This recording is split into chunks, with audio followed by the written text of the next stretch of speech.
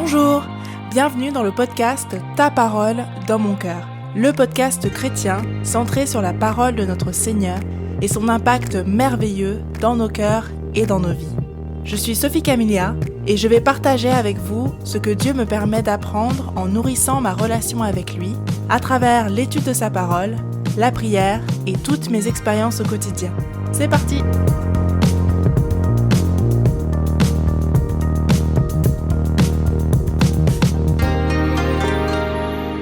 Je suis tellement heureuse de lancer ce podcast. Je le crois vraiment, il m'a été inspiré et j'espère qu'il pourra profiter au maximum de personnes. D'abord, avant d'entrer dans le vif du sujet, j'aimerais vous expliquer la vision, la mission derrière Ta parole dans mon cœur. Peut-être pour commencer, je vais vous dire ce que ce podcast n'est pas.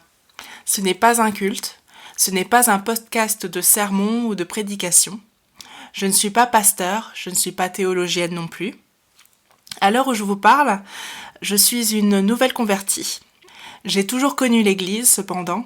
J'ai grandi dans une famille chrétienne. C'est un univers dans lequel j'ai baigné en grandissant.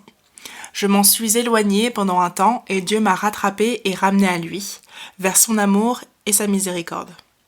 Alors je ne suis pas parfaite, je n'ai pas la science infuse, je ne sais pas tout. Le Saint-Esprit m'ouvre le cœur, m'ouvre les yeux petit à petit. Et ça a tellement d'impact en moi que j'ai ressenti le besoin de l'exprimer et de le partager tout simplement. Et puis qui sait, peut-être que cela peut amener d'autres personnes à vouloir partager eux aussi leur expérience sur ce podcast ou ailleurs. Le tout par la grâce de Dieu et pour la gloire de Dieu.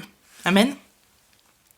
J'ai appelé ce podcast Ta parole dans mon cœur, tout simplement parce qu'il m'a paru essentiel de centrer ce podcast sur la parole de Dieu, telle qu'elle nous est révélée dans la Bible. Lorsque je fais des études bibliques, c'est un moment où j'apprends qui est Dieu, qui est Jésus et qui je suis, moi, en relation avec eux. Et je voulais aussi mettre en avant le cœur, parce que je crois profondément que Dieu parle d'abord au cœur, et c'est ça qui change profondément notre manière de voir les choses. Et comme je ne veux rien inventer, voici 4 versets, 2 sur la parole et 2 sur nos cœurs, pour bien ancrer tout ce que je dis dans la parole de Dieu. Ésaïe 40, verset 8, « L'herbe sèche, la fleur se fane, mais la parole de notre Dieu subsistera toujours. » Romains 15, verset 4, « Car tout ce qui a été écrit autrefois a été écrit pour notre instruction, afin que par la persévérance et par l'encouragement des Écritures, nous ayons l'espérance. » Proverbe 3, verset 3, « Que la bonté et la fidélité ne t'abandonnent pas, lis-les à ton cou, écris-les sur la table de ton cœur. » Psaume 84, verset 6. « Heureux les hommes dont la force est en toi. Ils ont dans leur cœur des routes toutes tracées. » Maintenant que tout cela est posé, ça me paraissait essentiel de prendre ce temps quand même, je vous propose de démarrer ce premier épisode que j'avais envie d'intituler « Mes retrouvailles avec Dieu ». C'est l'étude du chapitre 15 du livre de Luc dans le Nouveau Testament qui m'a inspiré ce que je vais partager avec vous. Et avant toute chose, je vous propose de prendre un petit instant pour prier. Merci Seigneur pour ce jour. Merci Seigneur pour cette opportunité que tu nous donnes, que tu me donnes, de partager les vérités merveilleuses que tu me fais découvrir dans ta parole. Merci pour cette technologie que tu nous donnes. Cela nous donne une toute petite idée de ce que c'est de ne pas être limité par des réalités physiques. Je peux enregistrer ce podcast de n'importe où et toute personne peut écouter ce podcast de n'importe où et c'est vraiment beau. Bénis cette journée, bénis ce podcast et bénis-moi et toute personne qui écoute. Ouvre nos cœurs et ouvre nos yeux pour que nous puissions voir ce que tu as à nous montrer. Amen. Donc si vous prenez avec moi Luc chapitre 15, j'ai une Bible second et on peut lire ensemble. Tous les publicains et les gens de mauvaise vie s'approchaient de Jésus pour l'entendre. Et les pharisiens et les scribes murmuraient, disant « Cet homme accueille des gens de mauvaise vie et mange avec eux. » Mais il leur dit cette parabole. « Lequel d'entre vous, s'il a 100 brebis et qu'il en perd une, ne laisse les 99 autres dans le désert pour aller à la recherche de celle qui est perdue, jusqu'à ce qu'il la trouve ? Lorsqu'il l'a trouvée, il la met avec joie sur ses épaules, et de retour à la maison, il appelle ses amis et ses voisins et leur dit « Réjouissez-vous avec moi, car j'ai trouvé ma brebis qui était perdue. De même, je vous le dis, il y aura plus de joie dans le ciel pour un seul pécheur qui se repent que pour 99 justes qui n'ont pas besoin de repentance. » Ou quelle femme, si elle a 10 drachmes et qu'elle en perde une, n'allume une lampe, ne balaie la maison et ne cherche avec soin jusqu'à ce qu'elle la trouve? Lorsqu'elle l'a trouvée, elle appelle ses amis et ses voisines et dit « Réjouissez-vous avec moi, car j'ai trouvé la drachme que j'avais perdue. » De même, je vous le dis, il y a de la joie devant les anges de Dieu pour un seul pécheur qui se repent. Puis on arrive à la partie de ce chapitre qui est la plus connue, je pense, le Fils prodigue. Dans ma Bible, ce passage est intitulé « Le Fils perdu ».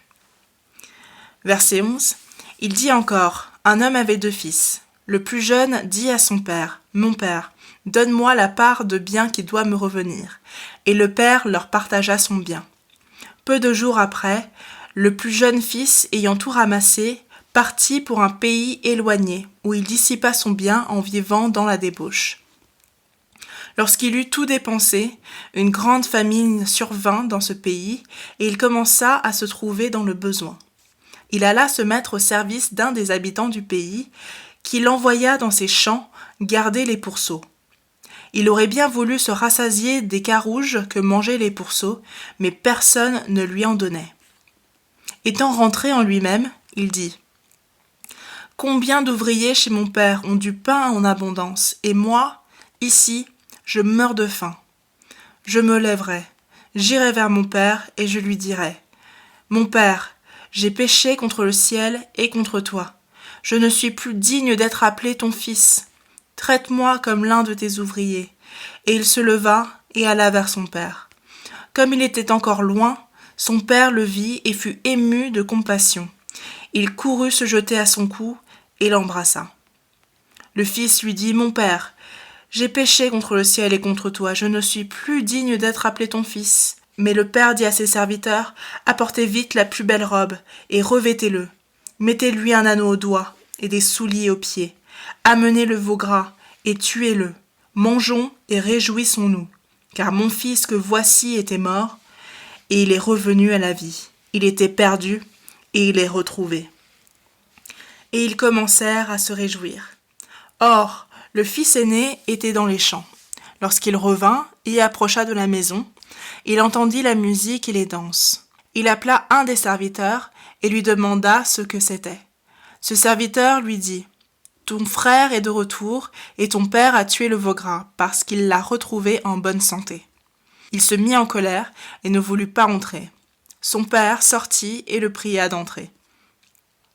Mais il répondit à son père « Voici, il y a tant d'années que je te sers sans avoir jamais transgressé tes ordres, et jamais tu ne m'as donné un chevreau pour que je me réjouisse avec mes amis. Et quand ton fils est arrivé, celui qui a mangé ton bien avec des prostituées, c'est pour lui que tu as tué le veau gras. » « Mon enfant, lui dit le père, tu es toujours avec moi, et tout ce que j'ai est à toi.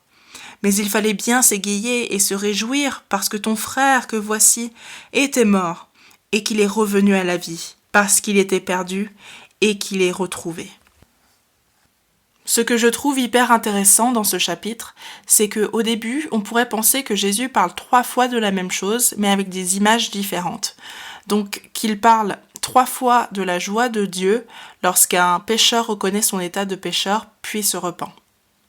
On retrouve dans les 3 passages les termes perdu et retrouvé ou retrouvé, mais il y a certaines différences qui, je pense, en disent long sur ce que Jésus veut dire, et qu'il ne parle pas seulement de mon état de perdu à trouver, je pense qu'il parle aussi de comment Dieu me voit et comment Dieu voit tous ceux qui croient en lui. Dans la première parabole, Jésus parle d'un troupeau de 100 brebis, dans lequel il en manque une. Je sais pas vous, mais moi, si je vois un troupeau de brebis, je serais incapable de vous dire « Ah oui, il n'y en a que 99 et il en manque une », à moins de prendre une photo, parce que ça bouge les brebis, et de les compter. Pour moi, c'est impossible. Ça me fait penser à un film avec Louis de Funès, La folie des grandeurs, où Yves Montand réveille Louis de Funès avec les pièces de monnaie qui sont dans son trésor. Et on voit le sourire de Louis de Funès qui aime entendre son argent jusqu'à ce qu'il se réveille en sursaut en criant « Il en manque une !» Il connaît tellement son trésor, il est tellement attaché à son argent qu'il sait reconnaître rien qu'au son qu'il manque une pièce. Quelque part, l'idée est un peu la même ici. Dieu connaît tellement son troupeau. Et non seulement il connaît son troupeau dans son ensemble, il connaît tellement chacune de ses brebis individuellement, il connaît ses caractéristiques, ses spécificités, qu'il est capable de savoir qu'il lui en manque une, et surtout, laquelle. Dans la deuxième parabole, la monnaie qui est perdue a une importance. Parce qu'à l'époque, c'était le salaire par jour d'un ouvrier agricole. Et ce n'était pas un travail de bureau, c'était une journée de travail rude sous la chaleur. Donc, la monnaie qui est perdue, cela a de la valeur. Il fallait travailler dur pour obtenir 10 drachmes. Jésus me révèle ici que j'ai de la valeur aux yeux de Dieu. J'ai de la valeur aux yeux de Dieu. Il ne veut pas me perdre. Et s'il m'a perdu, il me cherchera dans tous les recoins pour me retrouver. Et une fois que j'ai été retrouvé, c'est la joie. Dans la troisième parabole, le fils prodigue, j'ai été interpellée par le verset 12. Je vais le reprendre. Le plus jeune dit à son père, « Mon père, donne-moi la part de bien qui doit me revenir. » Et le père leur partagea son bien. Si on regarde ce verset négativement, on voit que le cadet agit comme si son père était mort, en demandant, alors que son père est toujours vivant, la part d'héritage qui lui revient. Je ne sais pas vous, mais moi, je me vois vraiment pas aller demander à mes parents « Pouvez-vous me donner ma part d'héritage ?» De l'aide, pourquoi pas, mais la part d'héritage que je devrais avoir si vous étiez mort, c'est un véritable manque de respect, un affront. Mais si on regarde ce verset plus positivement, le fait que le père lui donne sa part d'héritage, cela veut dire que le fils, qu'il soit perdu ou non, qu'il le mérite ou non, a le droit à une part d'héritage. J'ai le droit à une part d'héritage de mon Père céleste. Et je vous avouerai que c'est une idée sur laquelle je médite parce que je ne comprends pas encore complètement ce que cela veut dire. Je ne saisis pas pleinement ce que cela veut dire pour moi. Je vais continuer à prier, à étudier la parole pour davantage saisir ce que cela veut dire et peut-être que cela deviendra un épisode à part entière.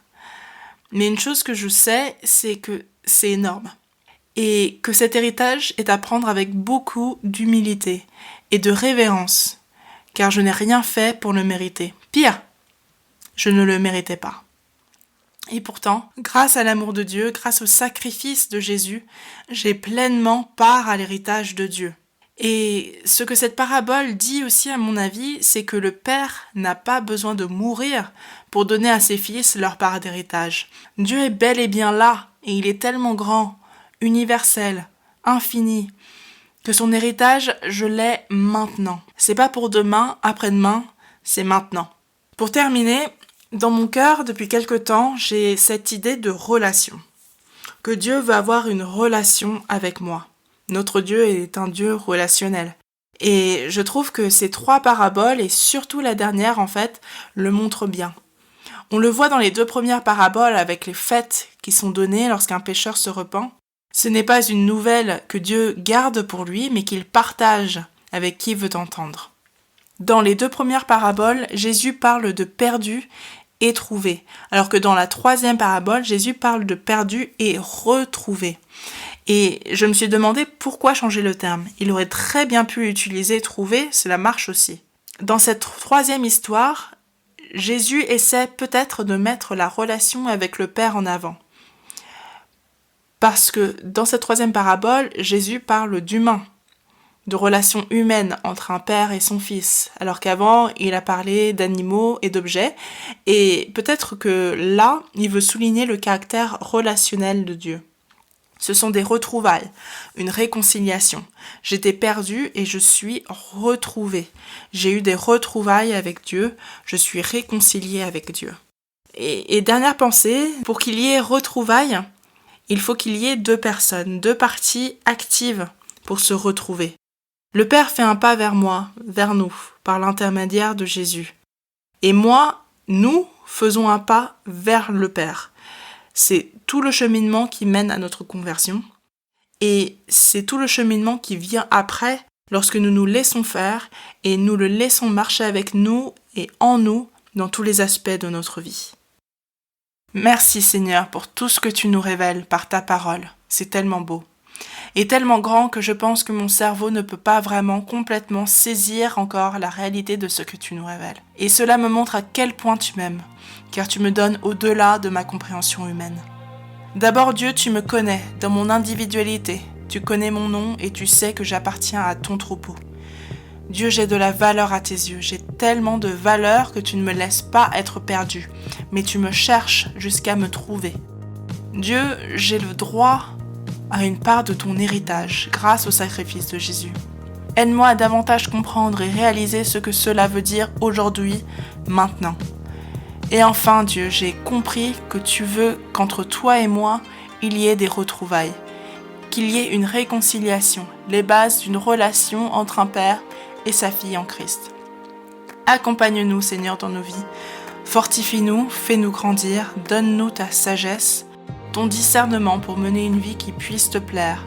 Pas pour obtenir quelque chose de ta part, mais parce que nous t'aimons et voulons faire ta volonté, Seigneur. Au nom de ton Fils Jésus-Christ, Amen.